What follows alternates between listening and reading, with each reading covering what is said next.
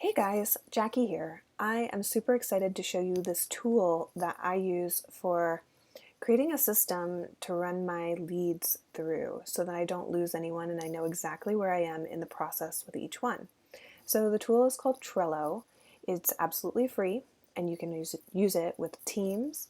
It also has integrations with other apps, but I'm just going to show you the super simple way to use this today. So what I've created here is my sales pipeline, and it's a list, they call them lists here, of steps that I'm going to move a lead or a prospect through until I either sell them training, they decide not to take training, or they just go into my ongoing contacts, maybe someone to check in with at a later point. Okay, at the end of this, I'll give you the link so that you too can use this board, at least as a starting place, so you can customize it to suit your own needs. So when I get a new lead that comes in from an ad, I want to put them right here in my new leads list. And I created a template that I will just go in and copy with the information that I'm looking for. So their phone number, their email, their age. You could add whatever details you know about this person. The more information that you can add, the better, because it'll help you, especially if you have a sales team. It'll help you and your team stay on top of who this person is and how you can best help them.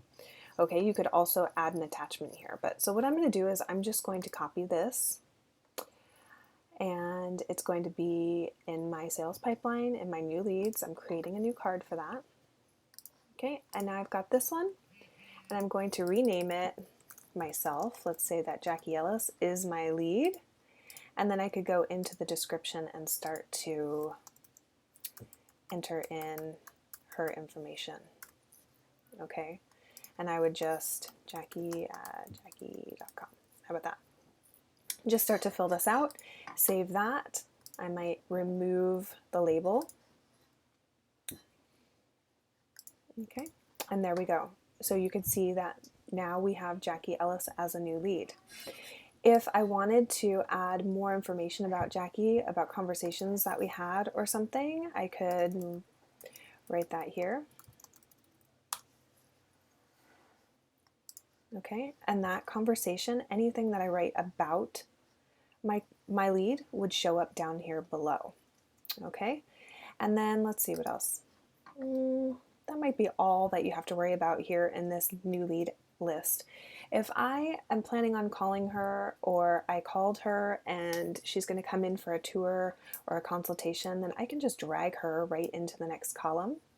Okay, and obviously move her along as we start to move through the sales process. I've got my columns here: first contact scheduled. So for me, that's a consultation or a tour. A follow-up. I know that I want to do a follow-up phone call or an email, just saying, thanks for coming in, blah, blah, blah, whatever your process is. And then if she just didn't buy, but she's not sure, I might move her here.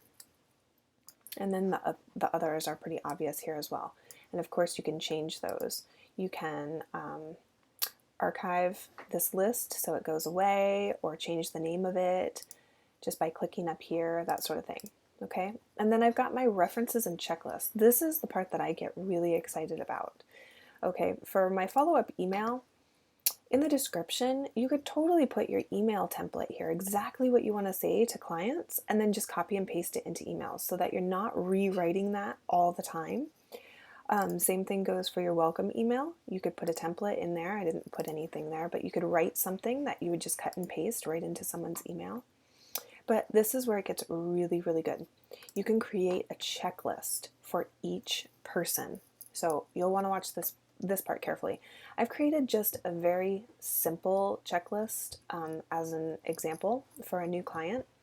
So when they become my client, I want to make sure that I've sent them a welcome email. I've sent them, we give a free pass for a friend to come as well. And then I would add the other things that I do to onboard them. And then I have a billing checklist as well. We want these kind of things on file for them. Okay, so if we wanted to create another oops, I actually don't want to go in here. I want to go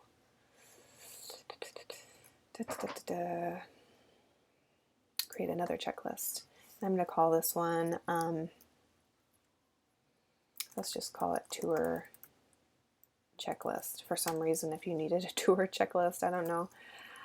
Item 1, item 1, item 3. Okay, and that's how you create a checklist. Now, this is the really beautiful thing though. If we go back over to Jackie's card, she's right here, I can add a checklist, copy it from checklists, and she decided to become a new client. So I definitely want the new client checklist. Okay, and I definitely want the billing checklist. Okay, boom. And now those are on Jackie's card, and I can check these things off as they are completed. Isn't that awesome? So if you created a checklist here though, and you called it something, and you added it, it would only add it to Jackie's. But if you create that checklist in my checklist over here and just have running all the checklists that you could possibly use, then you can reuse that for other people. So that's kind of the basics here, you guys. So I hope that's super helpful. You could, I mean, this would just be an alternative to using a spreadsheet, but you can also invite team members to join you in this. So if you have a sales team, you can be using this as a way to communicate about a specific person, because remember, we can have conversations down here about how things are going with this new client, and you can tag people. I don't think I can tag myself because I'm the only person on this board, but you can tag other team members and they'll get notifications about this board as well. So that's all for today. Let me know if you have any questions. Shoot me an email. Thanks.